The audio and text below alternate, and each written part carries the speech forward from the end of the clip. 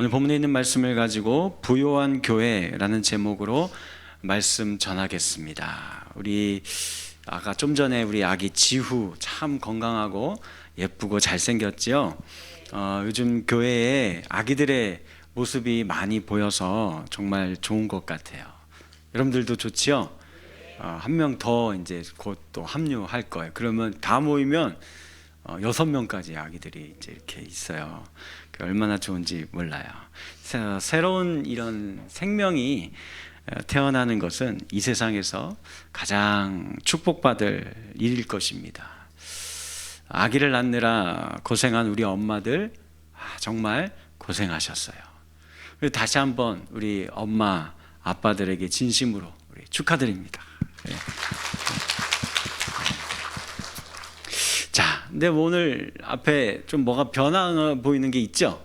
뭐가 새로 생겼어요? 그러니까 나는 안 보고 여기만 보고 계시더라고요. 저보다 훨씬 이쁜데 못생겼어도 저를 좀 보시고. 이게 왜 있었겠어요? 이제 성탄절이 다가오고 다음 주부터 대강절입니다. 아기 예수의 탄생을 준비하는 4주간 예배하며 기다리는 절기예요. 대강이라는 것은 뭐 대강 한다는 말이 아니고 내려오심을 기다린다라는 뜻이에요. 내려오심을 기다리는 절기라는 게 대강절입니다. 왜 예수님이 내려오셨을까요? 이 내려오심에 대해서 우리가 익숙한 또 표현이 하나가 있어요. 그것은 성육신이라는 표현이죠.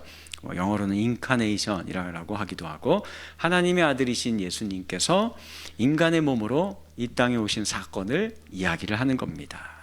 예수님이 인간의 몸으로 이 땅에 오신 걸 성육신이라고 하는데, 이걸 가장 잘 설명해 준 성경 말씀이 하나 있어요. 어디일까? 빌립보서 2장 말씀입니다. 우리 같이 한번 읽어볼까요? 빌립보서 2장 시작. 그는 근본 하나님의 본체시나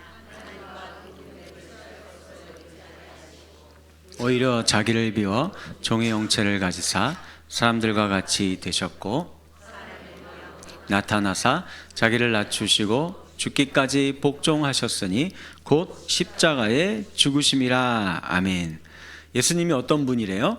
하나님과 동등된 분, 즉 하나님과 같은 창조주라는 말씀이에요. 그런데 그분이 종의 형체를 인간으로 오셨다. 인간의 모양으로 오신 거, 이거보다 더 낮추신 사건, 자기 비하를 이루신 사건은 인류 역사상 존재하지 않습니다.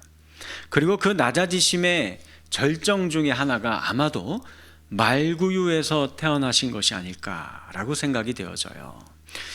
이스라엘의 말구유는 돌로 만들어졌어요. 저렇게 돼 있는데 양쪽에 기둥처럼 되어 있는 거, 그리고 그 보면 동그랗게 구멍이 뚫려 있죠. 거기에 이제 닭이나 말들 끈을 이렇게 저기다가 묶어서 매놓는 거예요. 그러면 그 말들이 저기 묶여 있다가 가운데 뭐예요? 저게 구유예요. 저기에 이제 염을 죽 써놓은 거 여기다 이제 담아놓고 하면은 그거 이제 먹고 이렇게 하는 겁니다. 예수님이 저기서 태어난 거예요. 얼마나 비위생적이겠습니까? 사진은 저렇게 깨끗하게 청소해서 그러지, 저기 낙이나 말들이 똥 싸질러 놓고, 그죠? 먹고 토해 놓은 거 있고 막 얼마나 더러워요.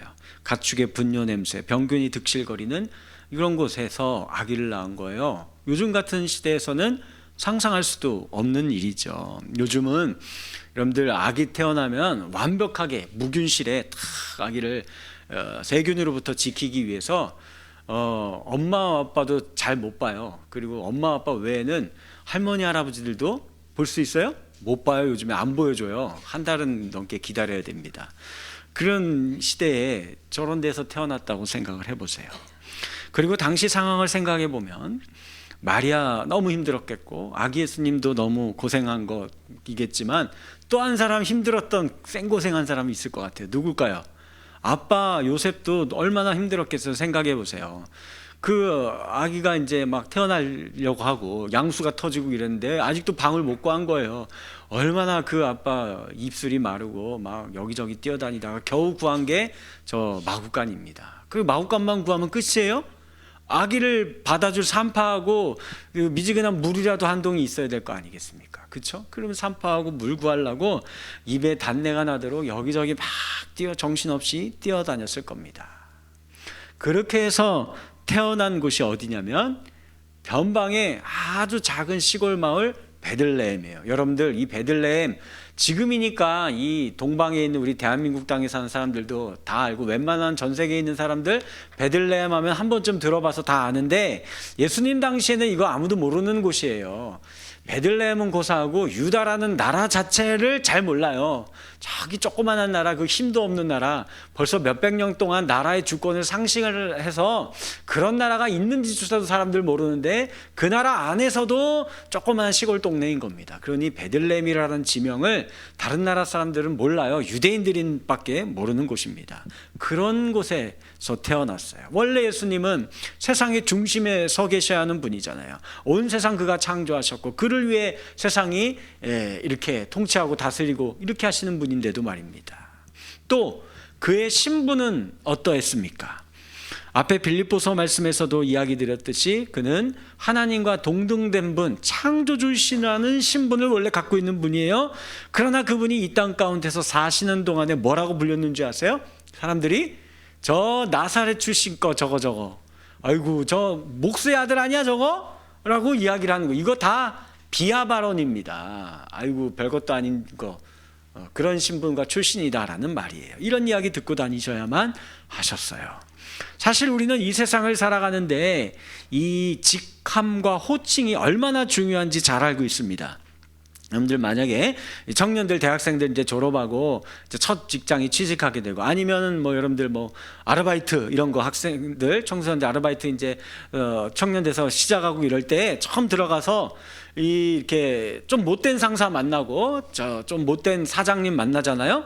그러면 이제 갓 들어간 말단 직원 첫 이게 출근한 사람에게 뭐라고 부를 것 같아요?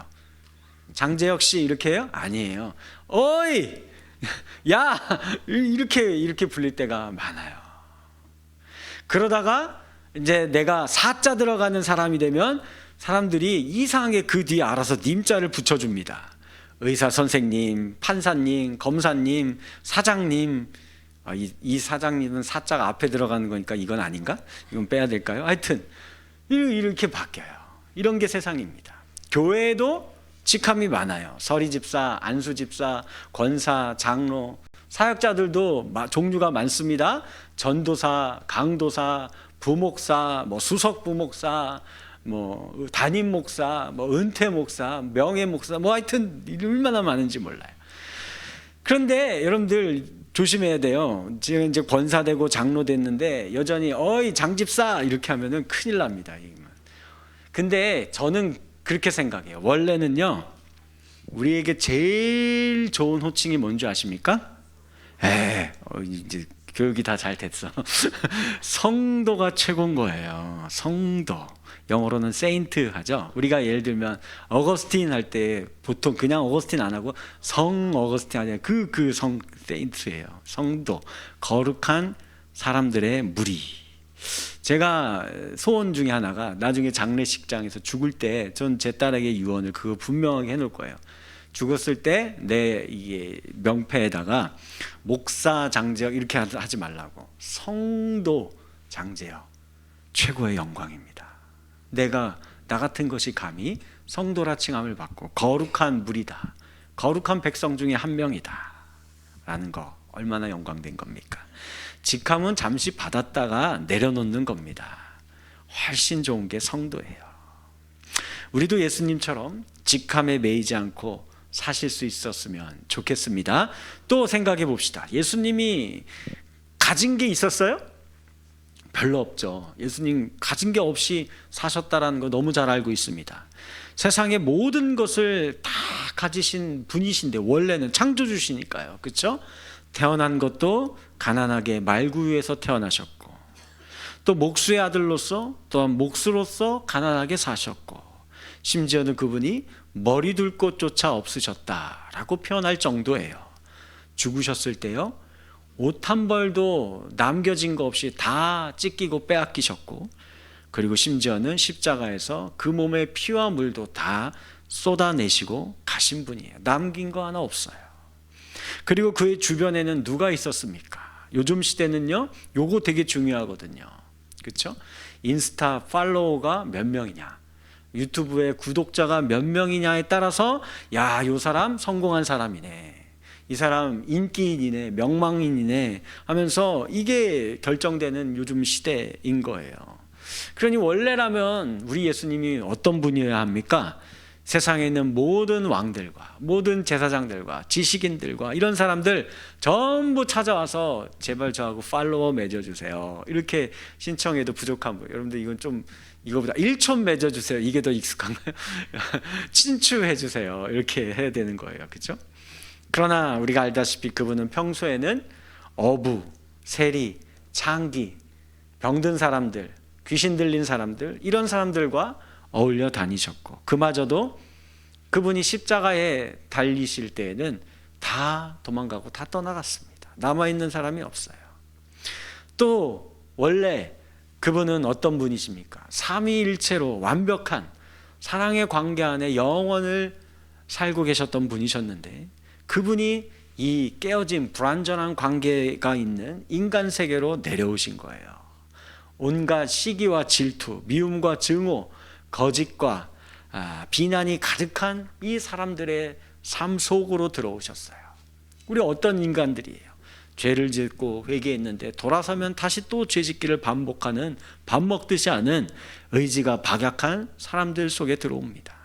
작은 이익에 눈이 멀어서 다른 사람 같은 거 전혀 생각하지 않고 오직 내 밥그릇 챙기기만 급급하며 살아가는 사람들이에요. 제멋대로 말하고 무례하게 행동하는 아나무인격인 사람들이 가득한 세상입니다. 속으로는 탐욕과 탐심이 가득하면서 저처럼 이렇게 양복 탁 빼입고 점잖은 척, 아닌 척 하는 사람들만 가득 차 있는 세상이죠.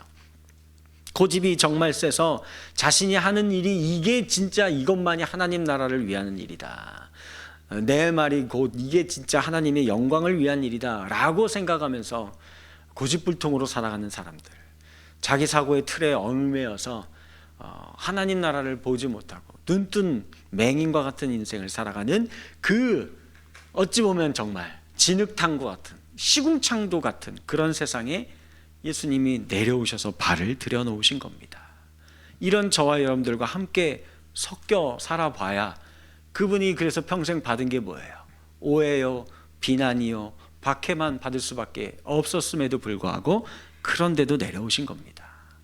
자, 우리 종합해서 한번 생각해 봅시다. 도대체 그분은 왜 더러운 말구 위에서 태어나시고 비천한 신분을 갖고 사셨으며 직함과 호칭도 마땅히 없었고 가진 것도 없이 결국에는 다 내어주시고, 그리고 그를 따르는 자들도 전부 다 떠나버리는 이런 진흙탕 같은 세상 속으로 오신 걸까요? 왜 오신 거예요? 오늘 본문의 말씀 9절 말씀입니다. 같이 한번 읽습니다. 9절 시작. 우리 주 예수 그리스도의 은혜를 가난하게 되심은 가난함으로 말미암아 너희를 부요하게 하려 하심이라. 아멘. 이 이유예요.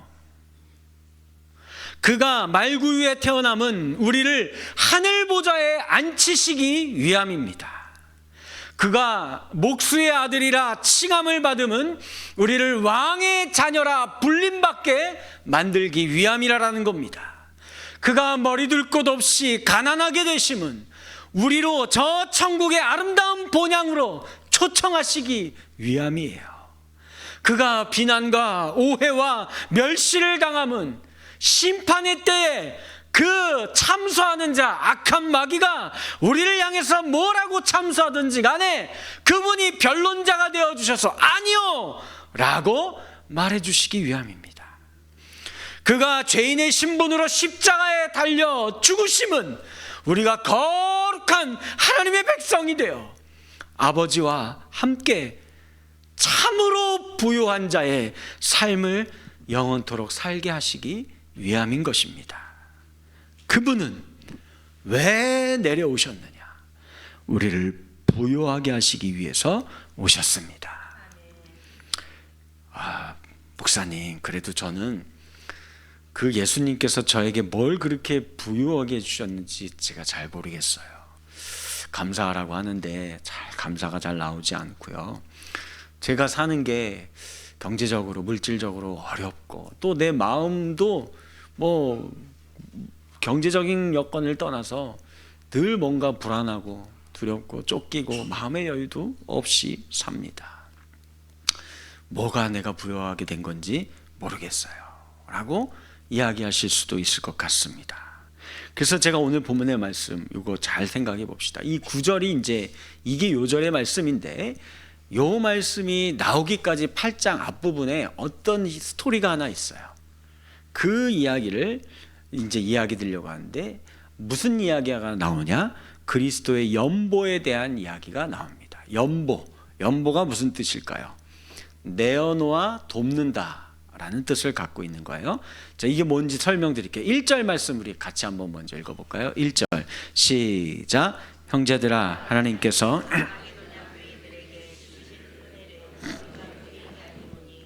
아멘. 그러니까 형제들아 했을 때 여기서 형제들아는 고린도 후서니까 고린도 교회를 이야기하는 겁니다. 고린도 교회 성도님들 하고 들어보세요. 제가 마케도니아 교인들과 그 교회 이야기를 너무 은혜로운 이야기예요. 이거 제가 한번 들려줄 테니까 잘 듣고 생각해 보세요 라고 하는 거예요. 자, 이게 무슨 내용이냐? 2절이 핵심 내용이에요. 2절 시작. 환난의 많은 시련 가운데서 그들의 넘치는 기쁨과 극심한 가난이 그들의 풍성한 연보를 넘치도록 하게 하였느니라. 아멘. 이게 핵심인 거예요. 무슨 말입니까? 마케도니아 교회가 있어요. 이 교회가 연보, 자신의 것을 깎고 내려놓아서 다른 이들을 돕는 이 사역을 정말 잘하는 교회가 이 마케도니아 교회입니다. 그런데요, 이 마케도니아 교회가 뭐 여유가 넘치고 경제적으로 풍성하고 그 뭐 박해나 핍박이나 고난이나 뭐 두려워할 만한 그런 요소들이나 이런 게 아무것도 없이 평안해서 그러면 뭐 어디 좀 뭐 힘들다고 하는데 저 교회 좀 도와볼까? 저 사람 좀 한번 좀 도와줘 볼까 우리가? 이런 교회가 아니었습니다. 뭐라고 얘기해요? 많은 시련이 있었고 극심한 가난이, 그냥 가난도 아니라 극심한 가난이 있었던 교회다라는 거예요. 그런데도 연보를 하는데 이런 연보도 아니에요. 바울이 야 그래도 도와야지 그러니까 돌아가니까 도와야겠네, 이게 아니에요. 넘치는 기쁨으로 풍성한 연보를, 또 밑에 있는 표현을 보면 힘이 넘치도록 그런 연보를 했다라고 말합니다. 반대로 그러면 왜 이 이야기를 고린도 교회에게 할까요? 고린도 교회는 당시의 초대교회들 가운데 가장 세력이 큰 지역이고 큰 교회였어요. 사람들도 많고요. 거기에는 똑똑한 인재들도 많습니다. 그래서 물질도 훨씬 많은 큰 교회였어요. 그런데 이들이 그러면 이렇게 기쁨으로 이들도 막 돕고 막 이렇게 했을까요? 아니에요. 아닙니다. 이 교회에 얼마나 소란과 소동이 많았는지 몰라요. 심지어는 교회 안의 사람들끼리 서로 세상의 법정에 고소해서 멱살 잡고 너 법원에서 보자 막 이러고 그런 교회였어요. 인재도 많은데 인원도 많은데 물질도 많은데 훨씬 큰 교회인데 그거 못한 겁니다. 그러니까 그런 게 있다고 해서 이걸 잘하고 못하고 하는 게 아니에요. 진정한 영혼의 기쁨과 감사와 만족이 없는 교회였습니다. 그래서 늘 교회 안에 소동과 소란과 다툼이 가득했어요. 여러분들, 우리가 살고 있는 세상에서 가장 숭고한 기쁨과 환희와 감격이 임하는 순간, 평화, 다 싸우던 사람들도 다 평화로운 얼굴을 짓는 순간이 언제일까요? 제가 맨 처음에 얘기 드렸잖아요. 아까 봤잖아요. 뭐예요? 생명이 탄생하는 순간이죠. 아기가 태어났을 때 그 앞에 선 사람들이 누가 그 아기 보면서 짜증나 막 이렇게 하는 사람이 있어요? 아무도 없어요. 전부 다 어떻게 이렇게 막 짜증내면서 왔던 사람들도 그 아기 보면 어떻게 답변해요? 다 이렇게 아이고 이뻐라 뭐 이렇게 다 이렇게 평화로운 얼굴로 바뀌게 되는 겁니다. 모두가 기뻐하고 환희와 감격과 평화를 맛보죠. 그러나 그 탄생의 기쁨과 환희는 무엇을 통해 얻은 걸까요? 무엇을 통해 얻었어요? 엄마의 해산의 고통을 통해 이 세상에 주어진 거예요. 뼈를 깎아내고 살을 도려내는 것과 같은 그 고통과 희생을 통해서 이루어집니다. 내 영양분 다 내어줘서 그 아기가 쪽쪽 빨아가게 해주는 거고, 내 피를 한 바가지 쫙 쏟아내야 그 아기가 나오는 거예요. 내 생명을 마치 내어주는 것처럼, 그렇죠? 엄마들 아기 나오면 진짜 수명이 막 확확 주는 것처럼 느껴지잖아요. 다들 막 지금 막 동의하는 표정으로 저를 보시고 계시네요. 그렇게 해서 이게 이루어지는 거예요. 그래야 이 기쁨과 환희와 감격의 순간을 맛보게 되는 겁니다. 자기를 내어주고 깎아내서 태어난 아기를 받아든 그 순간이 뭐예요? 이때가 진정한 부요함을 느끼는 순간입니다. 우리 인생에 언제 진짜 영혼의 부요함을 느끼고 맛보며 살 수 있게 될까요? 이 원리예요. 여러분들이 이 성육신의 사역을, 이 성육신의 비밀을 경험하면 됩니다. 낮은 곳으로 향하여 베푸는 삶을 살아보세요. 마케도니아 교회가 극심하게 가난한 교회였다니까요. 넘치는 환란이 있었던 그런 교회였다라니까요. 그런데도 이걸 진행한 겁니다. 우리 교회가 지난 9월 7일에 굿네이버스와 함께 나눔 콘서트를 진행했었죠. 그래서 그때 우리가 잘 알고 있는 소리엘 장혁재 목사님이죠. 와서 이제 찬양, 장재영 목사님 아니에요? 장혁재 목사님 와서 찬양을 했어요. 아프리카에 있는 아이들 학교도 못 가고 굶고 있는 아이들 학교를 보내기 위한 거예요. 그래서 그때 36명의 아이들을 우리가 결연을 맺어서 매달 3만 원씩 후원을 하고 그들이 학교를 갈 수 있게 됐어요.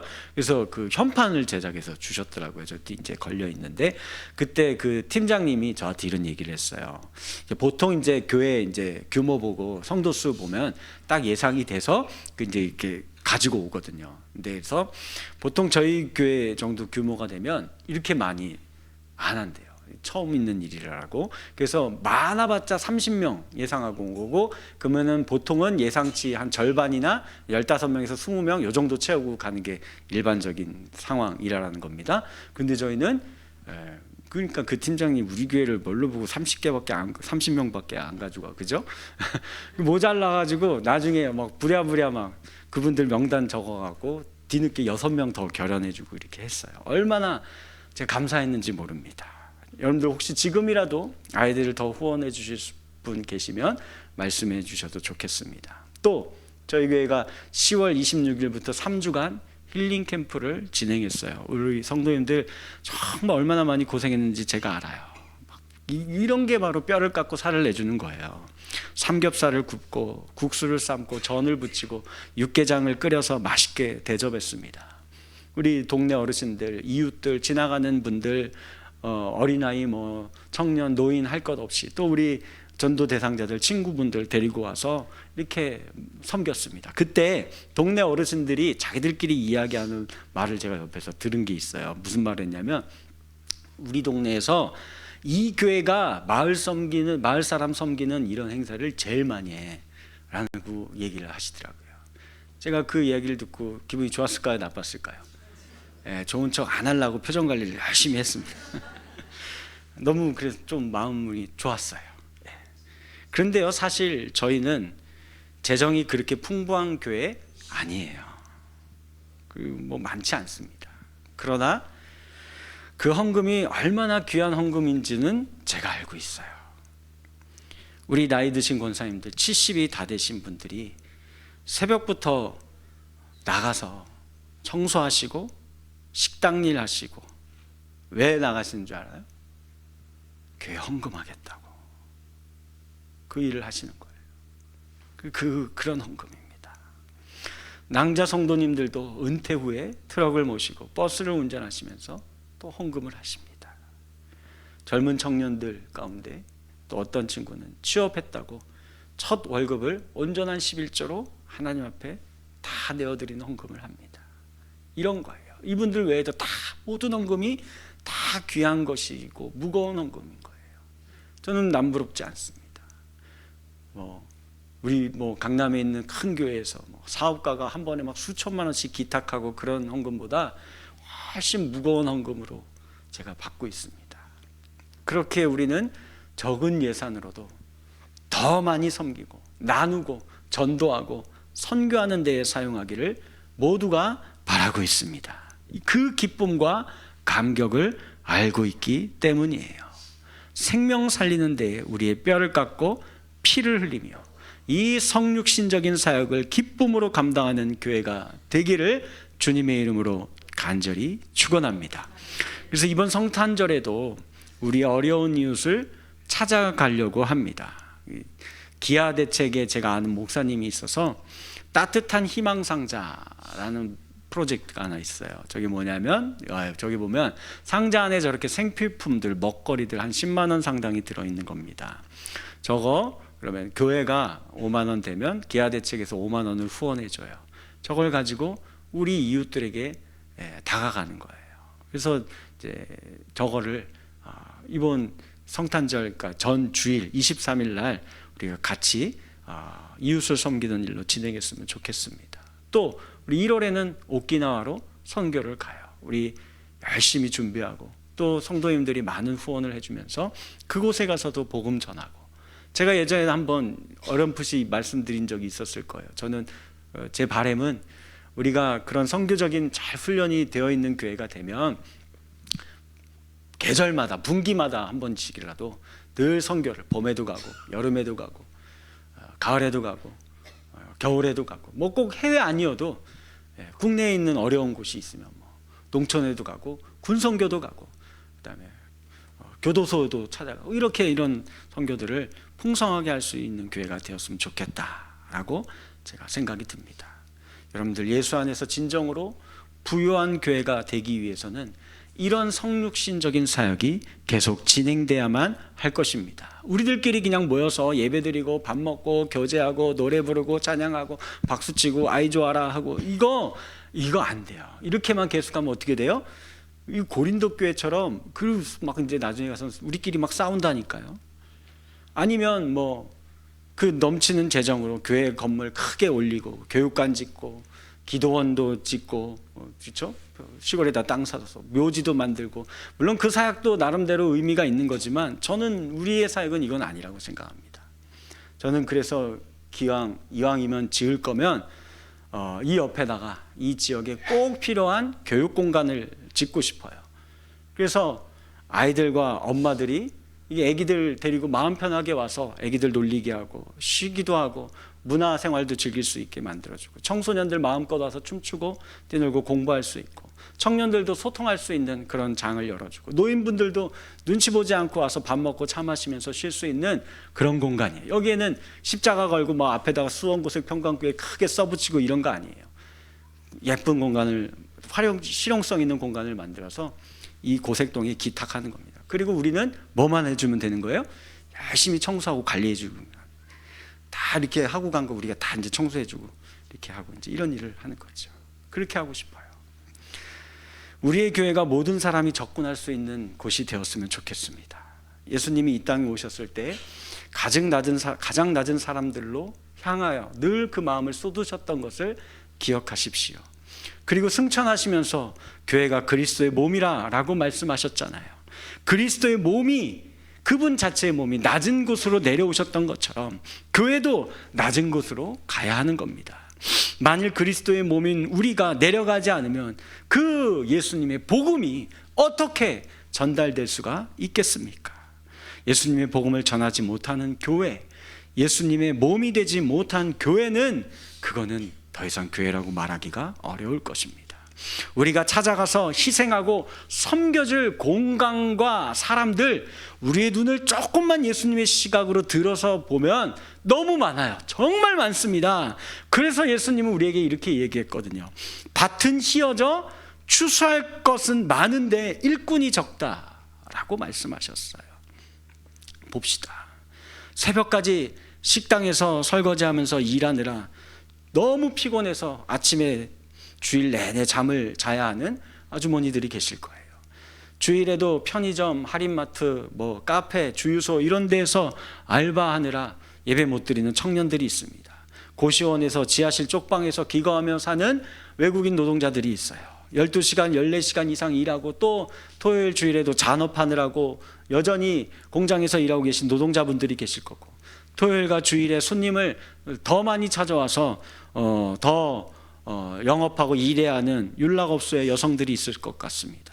학업 스트레스와 세상에 대한 두려움으로 집 밖에 나오기 힘들어하면서 방 안에서 핸드폰과 게임에만 퍼묻혀 사는 우리의 청소년 자녀들이 있을 겁니다.